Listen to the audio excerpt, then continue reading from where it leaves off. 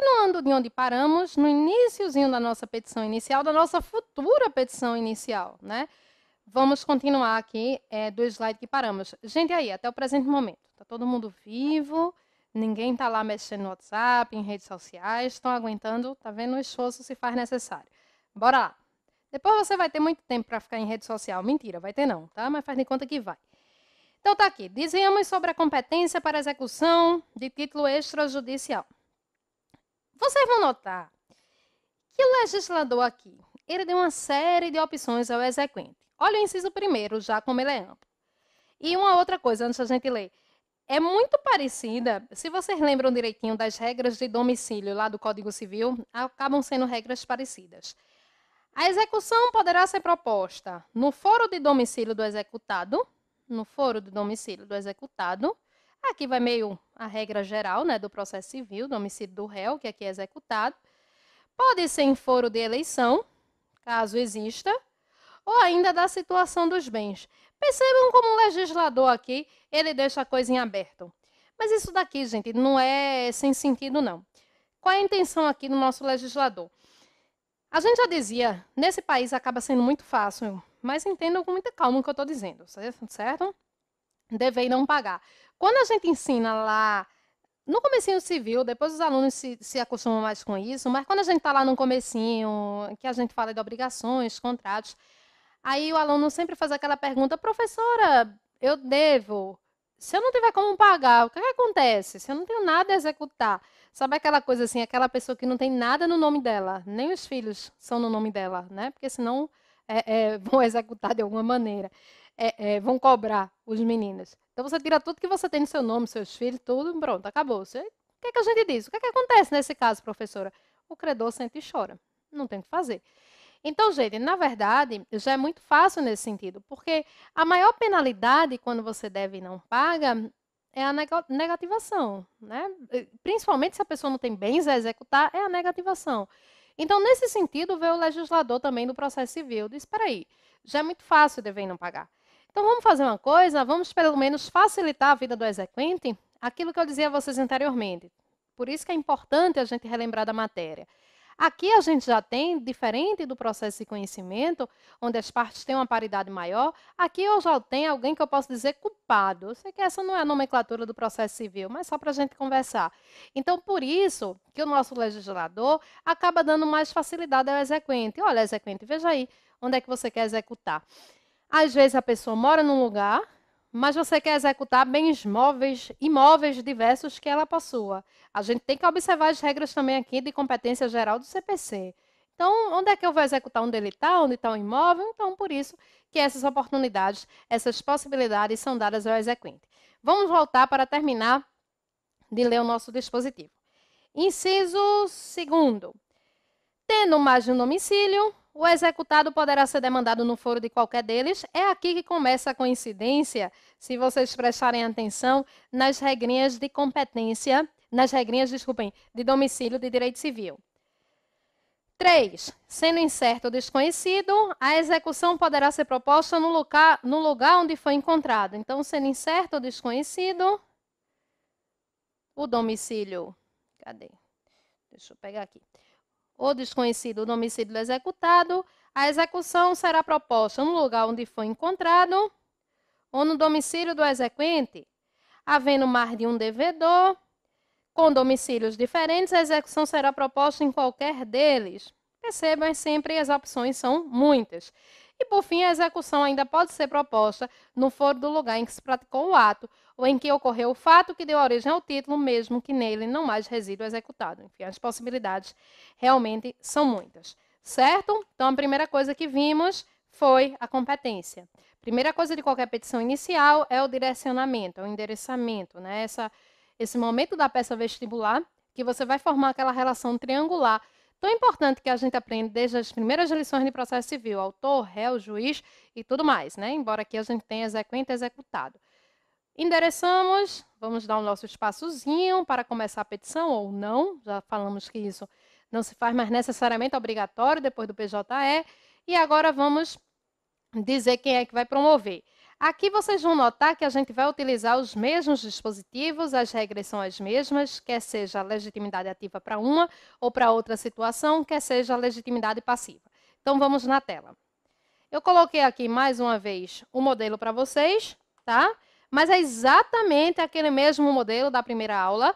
Inclusive, eu copiei, não fiz de novo. Mais uma vez, a coisa da representação, artigo 75, inciso 8º. Então, só fiz copiar. Aqui também, se a empresa tem contrato social, se ela tem estatuto, sempre representada pelo advogado, que tem endereço na rua tal, mesma coisa. Novidade nenhuma. Agora, realmente, quem é que pode promover a execução forçada? Raciocinem comigo. Quem pode promover a execução forçada é o credor. Isso daqui, gente, vai ser referente às duas espécies, quer seja judicial, quer seja extrajudicial o título. Então, eu vou pintar de azul. Então, o exequente, por excelência, é o credor. Quem tem a legitimidade ativa, ordinária, primária para executar, claro está que é o credor, né? A ele é dele o direito. Então, por isso que o artigo 778 já começa nos dizendo isso. Porém, no parágrafo 1º, e aqui a gente pode ter uma ou outra situação que possa ser importante para a nossa prova, ele diz que vão poder... Gente, eu não leio igualzinho como está no artigo, vocês já perceberam, não foi? Eu vou lendo do jeito que eu acho que fica mais interessante. Eu fico mudando os artigos, né? Isso deve ser algum problema. Podem promover a execução forçada ou nela prosseguir em sucessão ao exequente. É porque quando a gente trabalha muito com artigo, a gente já sabe o que vem nele, então por isso a gente já vai resumindo. Eu digo que eu gostaria de pegar o Código Civil e resumir pela metade, começando tirando aluvião, avulsão, alvéolo abandonado. Lembram-se disso de civil? Sociedade incomandita por ações. Pronto, podia tirar tudinho. Mas vamos deixar de lado, bora lá. Então, se não for o credor, quem vá promover a execução, podem promover a execução ou nela prosseguir em sucessão ao exequente originário. O Ministério Público, nos casos previstos em lei. Aí não tem relação muita com a gente, como eu disse a vocês, o que não tiver ligação direta com a gente vai passando mais adiante. É só para vocês irem lembrando, né? Aqui em determinadas demandas coletivas, do Código de Defesa do Consumidor, em casos de ação popular, essa coisa toda, mas realmente não vem ao caso aqui falarmos da história do Ministério Público. Bom, isso vai ser importante na sua vida como advogado. O que é que poderia, aí sim, ter mais importância para a gente? Os outros incisos. 2. Espólio, herdeiros ou sucessores do credor, sempre que, por morte deste, lhes for transmitido o direito resultante do título executivo. Aqui eu tenho algumas situações específicas, e aí sim poderão ser importantes para a nossa prova. Eu vou fazer a observação agora. Quando a gente tiver em legitimidade passiva, eles vão aparecer também. Aí vocês saibam que é o mesmo raciocínio, só que no sentido inverso, para a gente não precisar repetir. Então, quem pode figurar como um polo ativo nessa demanda, e depois a gente vai ver também que eles podem figurar no polo passivo, são os herdeiros, o espólio ou sucessores. Falando um pouquinho de cada um. A partir do momento que a gente morre, né, aberta a sucessão, é aberta a baixaria. Não, isso não está no código, mas é aberta a sucessão. Então, gente, aquela massa patrimonial da gente, aquela congregação, né, aquela junção de dívidas e ganhos de ativos e passivos que a gente possui, forma o espólio, que é aquela massa patrimonial despersonalizada, né, uma coisa bem diferente assim dentro do nosso ordenamento. Então, se forma o espólio. Então, durante a herança, durante o processo de inventário, você vai ter ele. Depois é que você vai definir quem vai ser herdeiro. Então, tanto podem figurar aí como legitimados ativos ou passivos, o espólio, ou já os herdeiros, quando a gente tem a coisa da herança já partilhada em si. E uma coisa específica que pode aí sim ter um pouco mais de importância para a gente são os sucessores. Fiquem atentos a isso, porque pode ser que o nosso examinador bote lá uma questão para você envolvendo fusão, envolvendo incorporação, e aí você pode ter essa coisa da transferência da responsabilidade, seja ativa, seja passiva. Por quê, gente? O que é que eu tenho, por exemplo? Vou falar de fusão, né? Isso aí é muito direito material, mas só para a gente entender melhor o inciso segundo. Se eu tenho a empresa A aqui, a empresa B aqui, que são pessoas jurídicas distintas, se elas se fundem, se unem, essa nova que foi formada pela fusão das anteriores, irá suceder às outras em direitos e obrigações, na incorporação e por aí vai. Então, tenha cuidado que esses fenômenos societários podem ali na prova ter alguma pegadinha para você, tá certo? Então, sucessores, faça aí essa menção no seu caderno, pode ser caso de fusão, incorporação, e aí é importante que você fique atento a esse detalhe em sua prova, certo? Vamos adiante. Inciso 3º, o cessionário. Aqui a cessão de crédito, né, eventualmente poderia acontecer em nossa prova, poderia. E aqui vocês dêem uma olhadinha lá na parte de obrigações do nosso Código Civil, de cessão de crédito, na parte de transmissão das obrigações. Percebam que o inciso 2º é a transferência através de atos causa-mortes, tirando aí a parte de sucessores, né, em geral.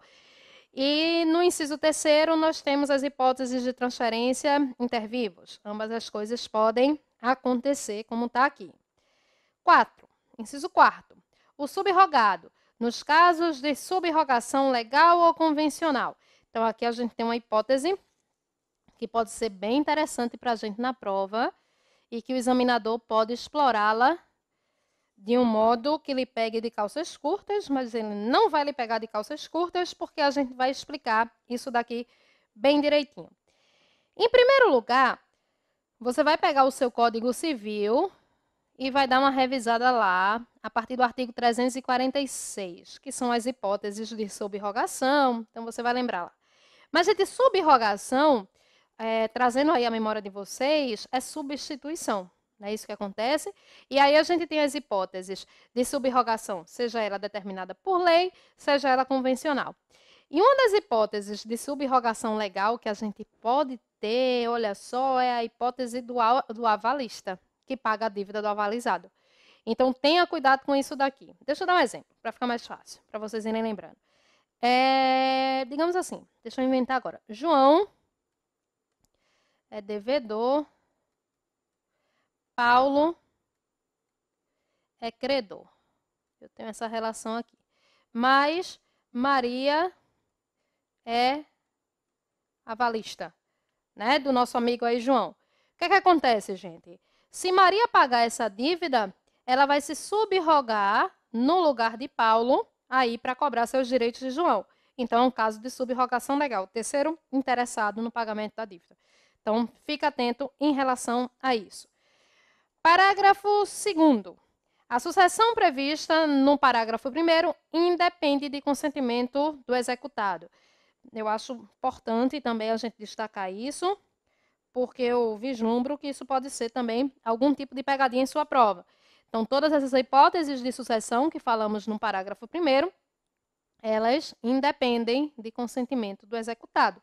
Afinal de contas, né, nada vai mudar aqui para ele, então, para que ele precisa ser ouvido, né? Não precisa do consentimento dele. Gente, uma coisa importante aqui. Muita coisa é importante, né? Eu acho que se eu for contar quantas vezes eu digo, gente, isso aqui é importante, é ótimo isso. Mas é mais forte do que eu.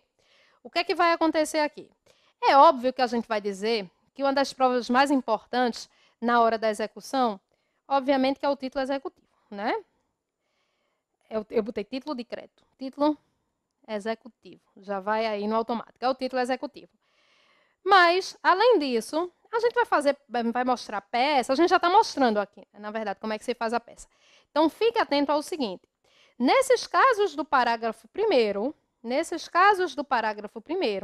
onde a gente tem a sucessão do exequente originário, essas pessoas descritas nos incisos 1º a 4º terão que fazer prova do que aconteceu aí, tá certo? Porque elas estão no lugar do exequente.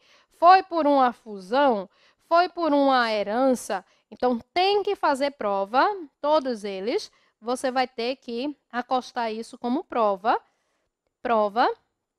da legitimidade ativa. Você vai ter aí que citar, porque afinal de contas, né, não era quem era para estar executando, não vai ser o credor originário.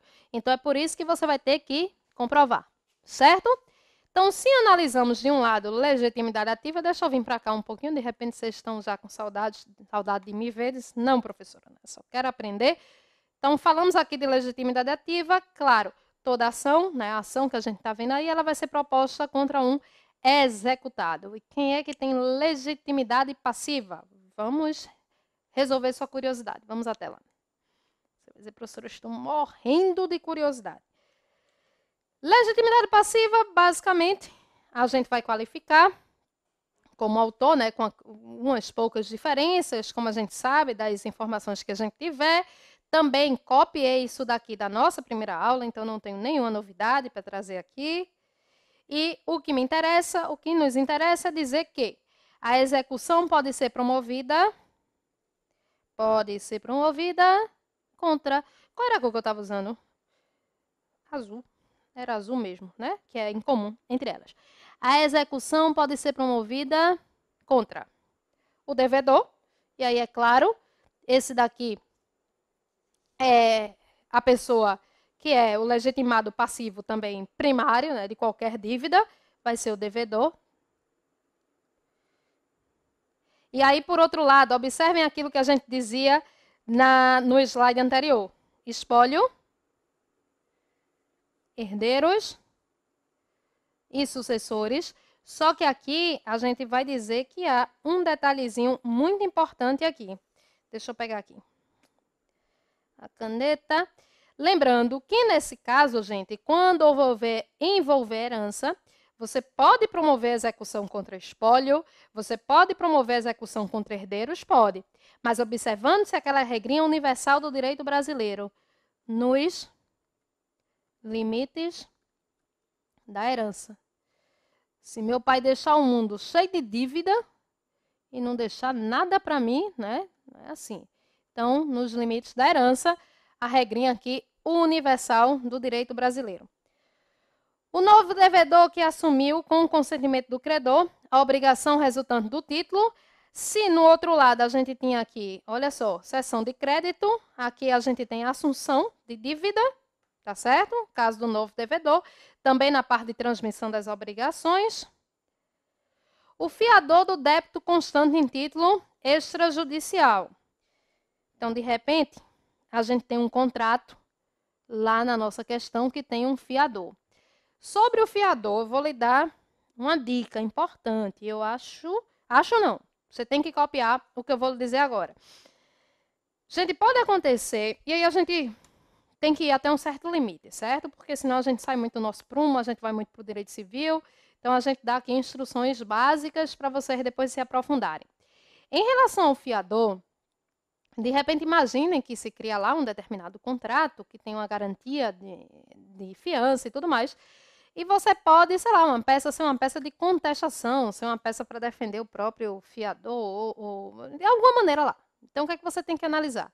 Em relação à fiança, muitas vezes você consegue quebrar a responsabilidade do fiador, você consegue discutir sobre isso a partir da verificação ou não da outorga conjugal. Então, é por isso que eu vou dizer a você que, depois de uma olhadinha no artigo 1647, inciso 3º do nosso Código Civil, que fala sobre a coisa da outorga conjugal, no caso da fiança. Na verdade, esse artigo, gente, ele fala tanto em caso de fiança quanto em caso de aval, tá? Embora aí o dispositivo seja específico de fiança, o artigo do Código Civil, ele fala de ambos. E, além disso, eu vou indicar para vocês fazerem a leitura de uma súmula. E aí, faça a leitura também da súmula sobre a coisa da presença ou não da outorga conjugal, 332 STJ, tá certo? E aí, terminando o artigo, temos inciso 5º, o responsável titular do bem vinculado por garantia real pagamento do débito. Inciso 6º, o responsável tributário. São duas hipóteses que realmente não vêm ao caso para a gente. Aí a hipótese 5ª, né, do inciso 5º seria direito real de garantia. Inciso 6º, responsável tributário, também nos interessa. Gente, olha só, eu botei uma observação aí, né, acho que dá para ver direitinho, em relação aos títulos de crédito. E eu disse o seguinte: Em caso de título de crédito, é comum que tenhamos responsáveis solidários. A gente pode ter avalista, endossante, só que isso daqui eu vou deixar também para vocês se aprofundarem mais na aula de direito material. Mas eu gostaria aqui de fazer a seguinte observação em relação à situação do avalista aqui. Deixa eu escrever aqui para vocês. Em relação ao avalista, vamos lembrar que a obrigação dele é autônoma. Tá? Se a obrigação dele é autônoma, você pode ou não incluí-lo dentro do processo de execução, como legitimado passivo, tá certo? Já que a obrigação ela é autônoma. Tranquilo? Pronto. Então, tratamos aqui de todos os legitimados ativos da nossa execução, seja ela judicial, seja ela extrajudicial e também do passivo. Gente, quando eu digo assim, vocês vão se aprofundar. Eu gostaria muito que a gente tivesse tempo aqui de parar e explicar a responsabilidade do avalista é solidária, a do fiador é subsidiária, em regra, podendo ser também solidária. Mas a questão aqui da divisão, a gente faz justamente essa divisão na matéria, não que isso não seja importante, não que isso não precise ser visto, mas é por isso que a gente faz essa divisão de direito material e processual, tá certo? Então, é por isso que vocês têm que ficar atentos. Vocês precisam ficar atentos às duas explicações. Falando nisso, deixa eu fazer uma observação. Esse nosso segundo material, um material escrito, que vai estar disponível para vocês. Aqui a gente vai fazer, eu vou fazer o esqueleto, tá? Como a gente já está fazendo, né? Aqui, já estamos na qualificação das partes. Mas aí eu não vou fazer peça exatamente como eu fiz no caso anterior. Mas para isso, gente, para a gente mudar, tá? A didática, a gente fazer umas coisas diferentes. Aí a peça ela vai estar redigida bem direitinho no material que está disponível para vocês. Tem um caso lá de execução de título de crédito, com um monte de coisa, tem doutrina, tem jurisprudência, tem súmula, tem tudo para vocês. Então, peguem, professora, como é que eu vou treinar aqui a execução? Você vai pegar a sua peça, vai ler lá o nosso enunciado e vai fazer, e depois vai conferir por lá, tá? Ora a gente faz aqui, ora a gente faz lá, como for dando aí dentro de nossa programação. Então, vamos adiante, estamos apenas começando a nossa petição inicial. Vamos adiante, embora já tenhamos falado bastante coisa sobre o nosso assunto. Depois, o nome da nossa peça. Então, a gente tem, deixa eu pular para baixo, depois eu volto para cima. Execução de título judicial, temos ação de execução de título judicial. Execução de título extrajudicial, indo agora para cima, nós temos ação de execução de título extrajudicial. Só que essa daqui, gente, você precisa indicar o que é que você pretende. Quais são as possibilidades que a gente tem na lei? Porque nós temos execução de título extrajudicial para entrega de coisa, entrega de coisa certa, incerta. Lembram-se disso? Basicamente, a classificação das obrigações que a gente vai botar aqui. Execução de obrigação de fazer e de não fazer. Vou dizer uma coisa aqui a vocês. Na vida real, a gente que, na advocacia, realmente, no que a gente faz no dia a dia, a gente faz bastante execução aí envolvendo a obrigação de fazer. Por quantia certa. Por quantia certa. Essa aqui é a divisão do CPC. Depois eu digo o que é que eu quero comentar. Depois, contra a fazenda pública. Aqui é seguindo a ordem do nosso código. E, por fim, de alimentos. Tá? São as opções. Quando você der o nome da sua peça, você já diga ação de execução de título extrajudicial para entrega de coisa certa, para cumprimento de obrigação de fazer, você já diga. Mas o que é fundamental para a nossa prova, o que é que já caiu até hoje, até por causa da coisa dos títulos de crédito, que a graça é juntar a execução com título de crédito, nosso modelo, que já estamos, inclusive, elaborando aqui, é execução por quantia certa. Ficou péssimo, não foi? Não dá mais para ler nada, mas é por quantia certa. Aí eu botei verde com azul, mas essa é a execução mais importante que a gente tem, e é por isso que nosso modelo estamos fazendo com base nela. Tá certo, gente? Professora, mas não poderia cair uma outra? Gente, poderia, né? Mas aqui a gente não trabalha com adivinhação, e como eu disse, pelo casamento com título de crédito, não tem muito o que fazer. Dando nome aos bois, fatos. Basicamente, aqui, nos fatos, mais uma vez, a história aqui não vai mudar, não seria uma outra coisa. Eu estava marcando, foi de azul, não foi? Quando é comum a ambas. Pronto. Em relação aos fatos, você vai dizer, professora, você não decora as cores. Gente, eu não decoro mais nada, né? Tem tanto artigo de código na cabeça que não cabe mais nada, não. Então, os fatos. Em relação aos fatos, você não vai ter nada absolutamente diferente aqui, não. Nada diferente se fosse, né, um próprio processo de conhecimento e tudo mais. Mais uma vez, você vai pegar lá o que está na sua prova, tá certo? Mais uma vez, você vai sair transcrevendo. Mais uma vez, você não vai inovar. E duas coisas aqui, dois elementos precisarão ser demonstrados. Aí, como eu disse, olha só o que eu botei. Basicamente, dois elementos precisarão ser demonstrados, variando a transcrição dos fatos de acordo com os elementos trazidos pela questão. Por exemplo, aqui vai variar de acordo com o que o examinador lhe trouxer.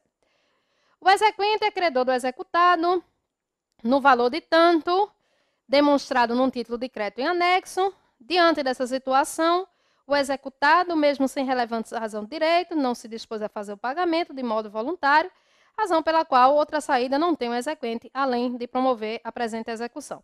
Gente, é claro, como eu estou dizendo a vocês, que isso vai variar de questão para questão. Mas a gente está fazendo aqui um modelo seco. A gente está fazendo aqui um modelo genérico. Então, no modelo genérico, lá na sua prova, você vai contar a historinha que o examinador lhe trouxe. Você vai parafrasear, já cansamos de falar sobre isso aqui. Mas o que é de novo que vai ter aqui para você, que você vai se aprofundar sobre isso, muito mais nos fundamentos jurídicos, mas que você já deve apontar nos fatos. Deixa eu voltar aqui. Esses dois elementos. Você tem que comprovar que você é credor do executado lá, e daí a importância que demos, a legitimidade ativa. Mas o que é fundamental aqui é você demonstrar, é você dizer qual é o título executivo. Seja judicial, seja extrajudicial. Isso aqui é indispensável. Você vai acostar os autos também. Então, você está promovendo a execução, eu tenho que ter um título executivo. E, além disso, você vai ter que dizer que o executado, cadê? Ele não pagou, não se dispôs. Deixa eu pegar aqui a minha canetinha. Ele não se dispôs. Cadê ela? Marca texto.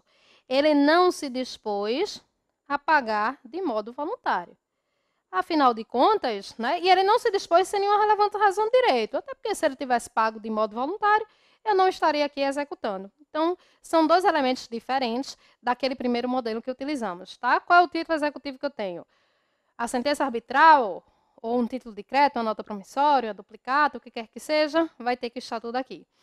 Bom, gente, infelizmente nós vamos ter que nos despedir nesse momento, tá certo? A gente ainda não vai concluir a nossa peça, vai ficar para a aula que vem, mas você já pode ir adiantando, você já pode ir, né, revisando esses pontos aqui que a gente falou, você já pode ir revisando o título de crédito. Por enquanto ainda, aquele exercício que eu disse para você fazer, o nosso segundo material, que já vai estar disponível para você, espere acabar aqui a nossa aula e aí sim você vai treinar, tá? Porque a gente está nos fatos, ainda vem os fundamentos, valor da causa, o que nós vamos trazer como documentos e vamos fechar a nossa peça.